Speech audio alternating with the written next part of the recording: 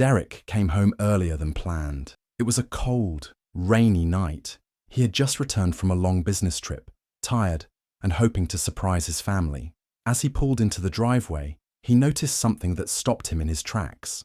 There, sitting on the front porch, was his 13-year-old son, Tyler. He was soaking wet. His clothes clung to his small frame, his hair was dripping, and he was hugging his knees tightly to his chest. His body shook from the cold. Derek jumped out of the car and rushed over. "Tyler, what are you doing out here?" Derek asked, already pulling off his coat to wrap around him. Tyler didn't look up. His lips were pale, and his voice was barely above a whisper. "She wouldn't let me in." Derek's heart dropped. "Who? What do you mean?" "Mum," Tyler said, just that one word. Without another question, Derek helped his son up and quickly unlocked the front door. His hands were shaking, not from the cold, but from something else. Anger, confusion, fear. He stepped inside, guiding Tyler in. The house was warm, too warm. The living room lights were on, and the sound of the TV echoed softly through the hallway. Angela, his wife, was sitting calmly on the couch, scrolling through her phone like nothing was wrong. Derek's voice came out sharp. "Angela, why was Tyler locked outside?" She looked up, unbothered. "He was being disrespectful. That's your reason for locking a child out in the rain?" Derek was stunned. "He could have gotten sick. He soaked through." Angela shrugged, standing up. "He slammed his door at me. Talked back. I told him to cool off outside." "Cool off?" Derek repeated, not believing what he was hearing. "He's 13. I'm not going to argue," Angela said, her tone flat. "You're never here anyway, Derek. You don't get to show up and question how I parent." Tyler stood silently near the doorway, water still dripping from his sleeves. He looked down at the floor, not saying a word. Derek turned to him. "Is this true? Is that all that happened?" Tyler didn't answer. He just gave a small nod and muttered, "I didn't mean to slam the door." Angela didn't even look at him. The silence between them all was heavy. Something wasn't right. Derek could feel it in his gut. He had been gone for only 7 days, but something had changed. Something he hadn't seen, or maybe something he had chosen not to see. He looked at his wife, distant, cold, like a stranger. He looked at his son, wet, quiet, and holding something back. And deep inside, a question burned in his mind. What really happened while I was gone? Derek sat quietly in the living room later that night, listening to the sound of rain tapping against the windows. Tyler was asleep in his room, wrapped in dry clothes and a warm blanket. But Derek couldn't rest. His mind kept going back to what he saw earlier, his son, wet and shivering outside their home, his home. He thought about how things used to be. When he and Angela first got married, there was love, real love. They laughed often. They used to stay up late talking about their dreams, their future, and the family they wanted to build. When Tyler was born, it felt like a new beginning. Angela had been so gentle, so full of warmth. She would sing to Tyler, hold him close, and always make sure he felt safe. But that version of Angela had faded. Slowly, over the years, something changed. And Derek hadn't paid attention. He was always working. Long hours, business trips, meetings in different cities. He told himself he was doing it for the family, to provide a good life. But now he wondered if he had simply used work as an excuse to escape. Angela had taken on most of the parenting while he was gone. At first, she didn't complain. But then, her words began to change. She started saying things like, "I'm the only one holding this family together," or, "You're never here to see what I deal with." He thought she was just stressed. Maybe she was. But lately, her behavior had turned cold, especially with Tyler. She didn't smile at him anymore. She was strict, always correcting him, punishing him for small mistakes like leaving dishes in the sink or forgetting to say, "Yes, Mom." Sometimes Tyler wouldn't even speak when Derek got home from a trip. He'd just sit in his room, headphones on, lost in his own world. Derek noticed his son changing. Tyler used to be full of energy and curiosity. He loved drawing, basketball, and building things with his hands. But now his grades were slipping. He barely spoke at dinner. He didn't invite friends over. Most days, he stayed locked in his room or wandered outside, alone. When Derek tried to ask Angela about it, she would say, "He's just being a teenager." But it felt like more than that. And when Derek tried to show Tyler a little patience or kindness, Angela would roll her eyes or say he was being too soft. She accused Tyler of being manipulative, dramatic, lazy. One evening, a few weeks before the night in the rain, Derek came home early from a trip. Angela didn't know he'd be back yet. As he pulled into the driveway, he heard shouting from inside the house. He rushed in, but by the time he opened the door, Angela was in the kitchen, and Tyler was already walking up the stairs, head down. Angela acted like nothing had happened. Derek brushed it off, but the memory stayed with him. He didn't want to admit it, but he was starting to feel like a stranger in his own home, a man living in the background of his wife's rules. One morning, after dropping Tyler at school, Derek spoke with their neighbor, Mrs. Garrison, a kind older woman who'd lived next door for years. She looked worried when she asked, "Is everything all right over there?" Derek asked what she meant. Mrs. Garrison sighed. "I don't mean to pry, but we hear a lot of yelling from your house when you're not around. Your boy, Tyler, sometimes sits outside on the steps for hours. I've even seen him crying." Derek felt like the ground shifted beneath him. He had missed so much. He thought about the flashbacks that now haunted him. Angela snapping at Tyler for speaking up, him shrinking back when she raised her voice, the way she controlled every part of the household like a strict boss, not a mother. And in every one of those memories, Derek had done the same thing. Nothing. He had stayed silent. He had told himself it was just tension, that Angela was tired, that Tyler was growing up. He never questioned it, never truly looked at the cracks forming around him.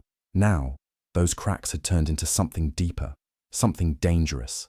Derek finally saw the truth he had ignored for too long. Something was deeply wrong in his home. The truth peeks through. The emotional storm begins. The next morning, Derek waited until Tyler left for school. He sat at the kitchen table, his coffee untouched, his mind spinning. Angela was making herself breakfast like everything was normal. Derek couldn't keep it in any longer. "You locked a child out of his own home," he said, his voice sharp but low. Angela didn't even look up. He was testing boundaries. "Boundaries," Derek repeated. "Angela, he was sitting outside in the rain. He could have gotten sick. He was freezing." Angela turned toward him, finally meeting his eyes. "Derek, you're never here. You don't see what he's been like. He's disrespectful. He pushes me. He doesn't listen. He needs discipline." "Discipline is not the same as cruelty," Derek snapped. "You locked the door on your own son." Angela folded her arms. "I told him to stay out there for 10 minutes to think about his actions. If he stayed longer, that was his choice." Derek stared at her, stunned by how calm she was. That afternoon, he picked Tyler up from school. The boy climbed into the car quietly, his eyes tired. Derek drove for a while before speaking. "Tyler," he said gently, "I need to ask you something, and I want you to be honest with me. I promise I'll believe you." Tyler didn't speak. "I'm not mad at you," Derek said, "but I need to know what's really going on between you and your mum." Tyler looked out the window. His voice was quiet. "She said you wouldn't believe me." Derek's chest tightened. "Believe you about what?" There was a long pause. Tyler finally whispered, "She told me that if I ever told you what she does, you'd leave, that you'd leave both of us, and I'd never see you again."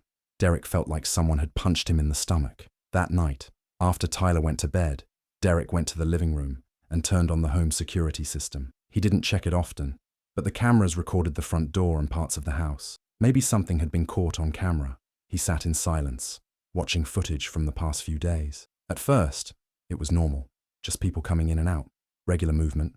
But then, something strange. Parts of the footage were gone, clips missing, as if someone had erased them. Hours of time skipped forward with no explanation. Derek leaned in closer. His heart started to race. Then he found it, a short clip, still intact. It was from 3 days ago. The footage showed the living room. Tyler was standing near the wall, his back to the camera. Angela was in front of him, yelling, her face twisted with anger. Then suddenly, she slapped him, hard. Tyler stumbled back, holding his cheek. Derek paused the video. He sat frozen. The boy had barely moved. He hadn't hit her. He hadn't raised his voice. He just stood there and took it. Derek pressed his hands to his face. How had he missed this? All those little signs. The way Tyler flinched when Angela raised her voice. The way he avoided eye contact. The quiet way he said, "She wouldn't let me in." It all made sense now. He had been gone too often, too far away, too blind. And now the truth was right in front of him. He couldn't ignore it anymore. Everything unravels. Truth spills. Emotional walls collapse. Derek woke before the sun rose. The house was quiet, still dark. He sat on the edge of the bed, staring at the floor, his heart heavy. Angela was asleep beside him, her breathing calm, but nothing felt calm anymore. A thought kept circling in his mind. There had to be more. More he didn't know. More he hadn't seen. Without fully thinking, Derek reached for Angela's phone on the nightstand. His hands shook a little. He didn't like going through someone's private things, but something inside him said he had to. He unlocked the phone and opened her messages. Most were normal. Friends, a few family chats. But then he found one thread with a name he didn't recognize. No photo, no full name, just a phone number. He tapped it. What he read made his stomach turn. The messages were flirty. They were close. They weren't just friends. Angela had been texting this man for months. She told him things about Derek, complaining that he was cold, distant, always working. But what hit hardest were the messages about Tyler. He's just like his father. Cold, stubborn. I can't wait till it's just us. Derek's heart dropped. Just us? Did she plan to get rid of him and keep Tyler? Or not keep him at all? He put the phone back quickly and walked out of the room, trying to breathe. The truth was crashing down, piece by piece. Later that morning, Angela came into the kitchen like nothing was wrong. Derek watched her. Everything felt fake now. Her smile, her words, her movements. He couldn't keep it in. I saw your messages, he said calmly. Too calmly. She paused, then raised an eyebrow. What messages? You know which ones? Angela stood still, then scoffed. So now you're going through my phone? You've been talking about our son to a stranger, Derek said. His voice started to rise. You've been planning a life without me, without him. Angela's face twisted. Don't turn this on me. You're never here. You think work is everything. I've been alone in this house for years. That doesn't give you the right to hit him, or talk about him like he's some burden, Angela shouted back. You don't know what it's like to deal with him. He lies. He pushes. He turns you against me. You're his mother, Derek shouted. You locked him out in the rain. Tyler was coming down the stairs and froze. His face went pale. Angela noticed and turned toward him. See, he's listening now. Happy. Tyler didn't say anything. He turned and ran out the front door without a word. Derek didn't hesitate. He grabbed his keys and followed. Rain had started again. Light, but steady. He drove around for nearly 20 minutes before he found Tyler sitting alone at the basketball court a few blocks away. His hoodie was up, his hands stuffed in his pockets. Derek walked over slowly. Hey kid, he said softly. Can I sit? Tyler nodded, eyes fixed on the ground. They sat in silence for a minute before Derek spoke. You heard us, he said. Tyler nodded again. I'm sorry, Derek said. I should have seen this sooner. I should have listened to you. Tyler's voice was low. She calls me names. She says I ruin everything. She tells me you'd be happier if I wasn't here. Derek closed his eyes. The pain in his chest grew heavier. Sometimes she hits me, Tyler said quietly. Not always hard, but enough. Derek turned to him. You should never have to go through that. Never. It's not your fault, Tyler. None of this is your fault. Tyler finally looked at him. You believe me now? Derek's eyes filled with tears. Yes, I believe you. That night, Derek packed a small bag. Tyler grabbed some clothes and school things. They didn't speak much. They didn't need to. Angela stood in the doorway, confused. What are you doing? I'm taking him to my sister's for the night, Derek said. Angela stepped forward. You can't just walk out. I should have done it sooner. She changed instantly. Her voice softened. Derek, please. Don't do this. You're tired. You're stressed. We can fix this. We're a family. No, he said. We're not. Not like this. She started crying. Real tears. She begged. She dropped to her knees. Please. I didn't mean to hurt him. I didn't know how to handle it all. I thought you didn't care. I felt alone. Derek paused. A part of him wanted to believe her, to comfort her, to fix it. But the other part, the stronger part, knew the damage was done. He had stayed quiet for too long. He had ignored the signs to keep the peace. He told himself things would get better, that Angela just needed support, that Tyler would grow out of it. But now, standing there with his son behind him, quiet and afraid, Derek knew the truth. This wasn't something that could be fixed. Not with words, not with promises. Some things had gone too far, and it was time to protect what truly mattered. Explosive reveal, an irreversible turning point. A few days later, Derek sat quietly in a lawyer's office, staring at a stack of papers. His heart was heavy, but his mind was clear. He had made a decision, one that could not be undone. He was filing for divorce and asking for emergency custody of Tyler. The lawyer looked at him kindly. With the video footage, the messages, and your son's statement, we have a strong case, she said. We'll request a temporary restraining order too, to keep your son safe. Derek nodded. He didn't want revenge, he just wanted peace, and he wanted to protect his son. That evening, Derek and Tyler were staying at Derek's sister's house. It was quiet and safe. Tyler seemed lighter already, still sad, but not as tense. Derek was reading on the couch when the doorbell rang. His sister opened the door. Angela stood outside. "What are you doing here?" she asked sharply. Angela pushed past her. "I want to see my son." Derek stood up quickly. "Angela, this isn't the place." But Angela ignored him and walked straight toward Tyler, who had just come out of the kitchen. "Come with me," she said, reaching for his arm. Tyler stepped back. "No!" Angela's voice rose. "Don't be silly. Get your things. We're going home." Tyler shook his head. "I don't want to go with you." Angela's eyes narrowed. "You're my son. I'm your mother." Tyler backed away and ran to Derek, grabbing onto his arm tightly. "Don't let her take me, please." Angela tried to pull him, but Derek stepped in between. "Stop. That's enough." Angela started yelling.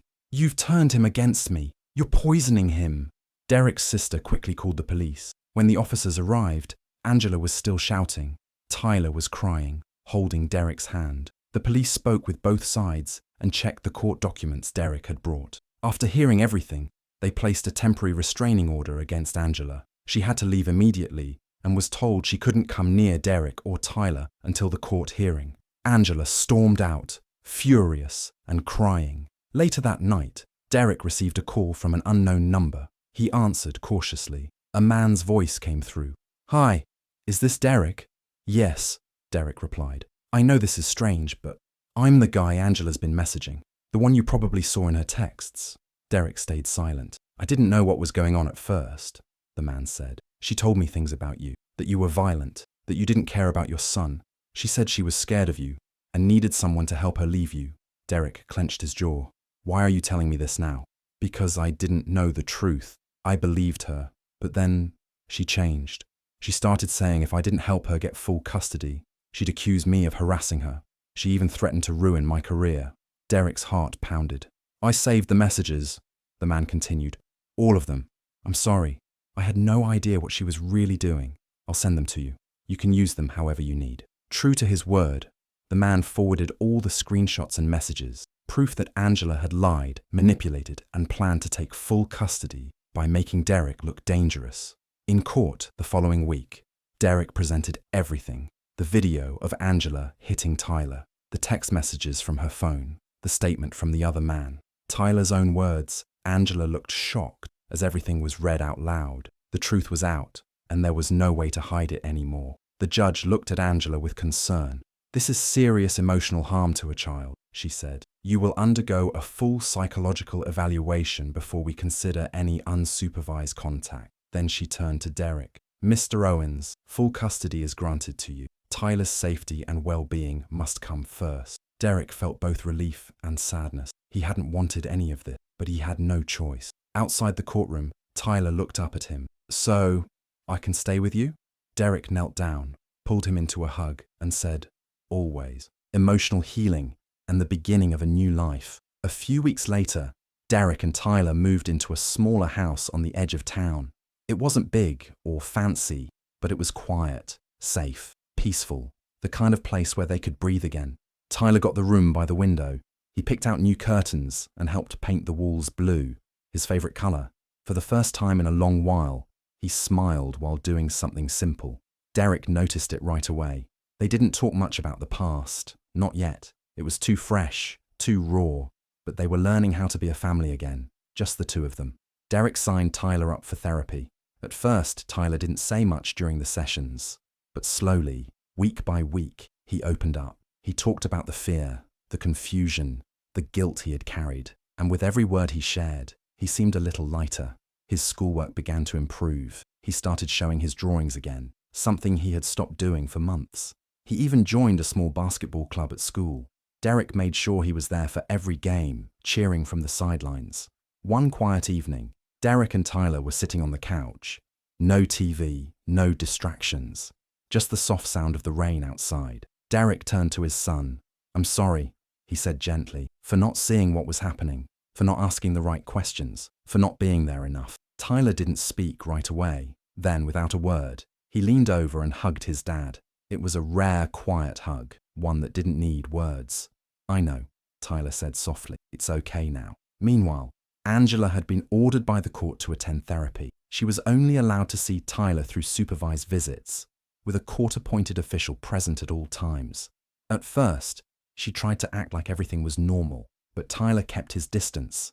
He spoke when needed, but he no longer looked to her for safety. That had changed. Derek also started making changes in his own life. He joined a support group for single fathers. At first, he wasn't sure it would help, but hearing other men talk about their struggles, their regrets, their love for their kids, it gave him something, a sense that he wasn't alone, that healing was possible. He began to open up more, laugh more, feel more. Their family wasn't what it used to be. The old version was broken, full of silence, fear, and things left unsaid.